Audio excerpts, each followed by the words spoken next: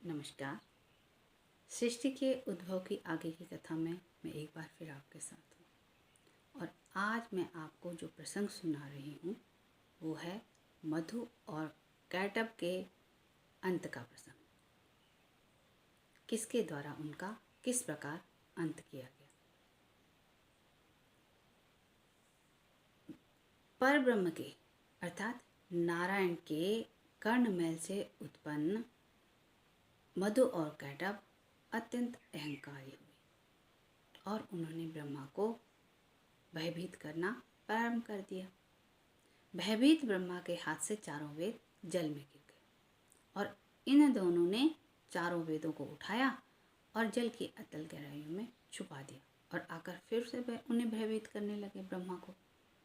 अब ब्रह्मा रक्षा की पुकार लेकर नारायण के पास पहुँचे और उन्होंने रक्षा के लिए पुकार लगाई कि हे परब्रह्म मेरी रक्षा कीजिए, मैं इन दोनों से भयभीत हूँ और इनसे जीत नहीं पा रहा हूँ।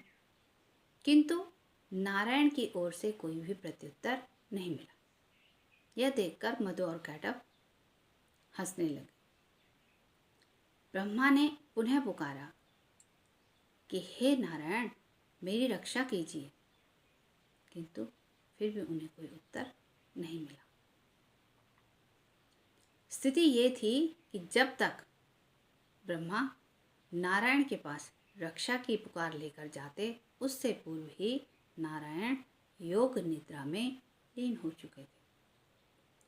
योग निद्रा स्वप्न और निद्रा के मध्य की वह अवस्था है जब नारायण को किसी बात की सुध नहीं रहती और वो किसी का सुनते भी नहीं है। इसी कारण तो वो ब्रह्मा को कोई प्रत्युत्तर नहीं दे रहे थे। अब क्या करें। तब ब्रह्मा ने ध्यान लगाया और निद्रा का आह्वान किया। उन्होंने निद्रा से कहा कि हे निद्रा, तुम नारायण को अपने पाश से मुक्त कर दो। यदि तुमने ऐसा नहीं करा तो ब्रह्मांड का विनाश निश्चित है। निद्रा ने ब्रह्मा की बात सुनी और नारायण को अपने पाश से मुक्त कर दिया। अब नारायण जाग गए। आंखें खोली तो सामने क्या देखते हैं, ब्रह्मा खड़े हैं। पूछा, कहिए ब्रह्मा कैसे आना हुआ। तब ब्रह्मा ने मधु और कैटब के आतंक की कथा नारायण को सुनाई और साथ ही ये भी बता दिया कि किस प्रकार इन दोनों ने चारों वेदों का हरण कर लिया है। नारायण बोले कि आप चिंता न करें, मैं आपकी इस समस्या का समाधान करूंगा। यह कहकर नारायण एक नए स्वरूप में प्रकट हो गए। क्या था वो स्वरूप? उस स्वरूप में नारायण की गर्दन से ऊपर का जो हिस्सा था वो अश्व के जैसा था, घोड़े के जैसा, और गर्दन पर अति सुंदर अयाल विराजमान थे। क्योंकि उनका गर्दन से ऊपर का हिस्सा अश्व के जैसा था इसलिए नारायण को हयग्रीव नाम मिला। अब हयग्रीव के रूप में नारायण मधु कैटब से युद्ध करने के लिए निकल पड़े। 5000 वर्ष तक नारायण का और मधु कैटब का युद्ध हुआ, किंतु वे उन्हें नहीं हरा पाए। कारण ये था कि मधु और कैटब तो दो थे और हयग्रीव अकेले युद्ध कर रहे थे। अब मधु थकता तो कैटब युद्ध करता, कैटब थकता तो मधु युद्ध करता, किंतु नारायण तो अकेले थे। अब सोचा नारायण ने, इस प्रकार तो इनको हराना और मारना मुश्किल है। उन्होंने अपनी गदा नीचे रख दी और हाथ जोड़कर इन दोनों के सामने चले गए। क्या बोले? बोले कि आप अति बलशाली हैं और मैं तुम दोनों से अति प्रसन्न हूं। ऐसा है मुझसे कोई वरदान ले लो। किंतु अहंकारी मधुकैटभ, आपको बता दूं कि नारायण का जो वर्ण है वो नील है, नीले रंग के है, नील वर्ण है उनका शरीर। तो क्या बोले वो दोनों? अहंकार से वशीभूत मधुकैटभ बोले, अरे क्या बात करते हो, अपने इस नील वर्ण में थरथरा रहे हो डर से, और हमें वीर भी कह रहे हो, और तब कहते हो कि हमसे वरदान ले लो। ऐसा करो, तुम ही हमसे कोई वरदान ले लो। यही तो नारायण चाहते थे। नारायण बोले, क्या तुम मुझको वरदान दोगे?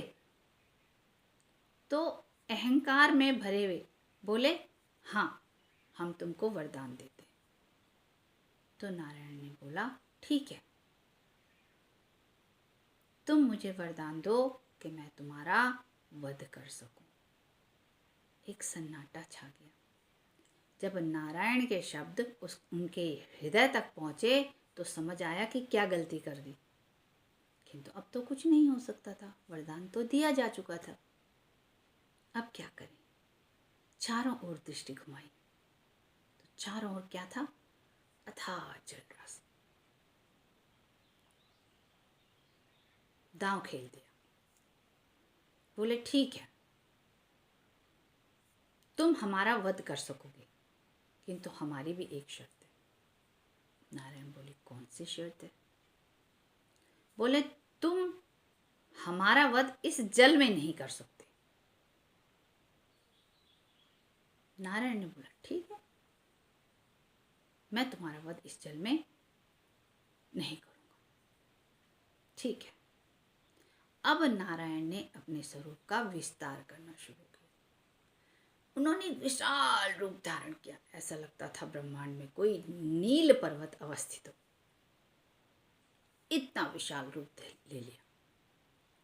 और तब उन्होंने मधु और कैटभ को अपने हाथों से पकड़ लिया, अपनी जंघाओं में रखा और उनके शीश काट दिए। इसके पश्चात उन्होंने मधु और कैटभ की मेद यानी मज्जा और वसा को खींच लिया और खींचकर ब्रह्मा को दी। ब्रह्मा ने उन दोनों की मेद और वसा से पृथ्वी का सृजन कर डाला। आप जानते हैं कि पृथ्वी का मूल तत्व मिट्टी है, और वही मिट्टी यानी वही मेद। क्योंकि पृथ्वी का सृजन मधु कैटभ की मेद और वसा से हुआ है, इसलिए पृथ्वी को मेदिनी नाम भी मिला है। हम पृथ्वी को मेदिनी भी कहते हैं। और इसी कारण, क्योंकि पृथ्वी का मूल तत्व मिट्टी है, मिट्टी अभक्ष्य मानी जाती है। हम लोग मिट्टी को नहीं खाते। तो इस प्रकार पर ब्रह्म द्वारा हयग्रीव स्वरूप धारण कर मधु और कैटभ का अंत कर दिया गया, और साथ ही उनकी मेद से ब्रह्मा द्वारा पृथ्वी का सृजन कर दिया गया। अब पृथ्वी को सजाने संवारने की बारी है। तो किस प्रकार ब्रह्मा ने पृथ्वी का श्रृंगार किया, मैं अपने अगले वीडियो में आपको बताऊंगी। तब तक के लिए आप बने रहें मेरे साथ, और मेरी वही प्रार्थना कि आप मेरी ऊर्जा हैं, मेरी प्रेरणा हैं।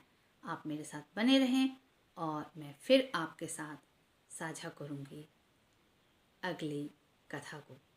तब तक के लिए नमस्कार।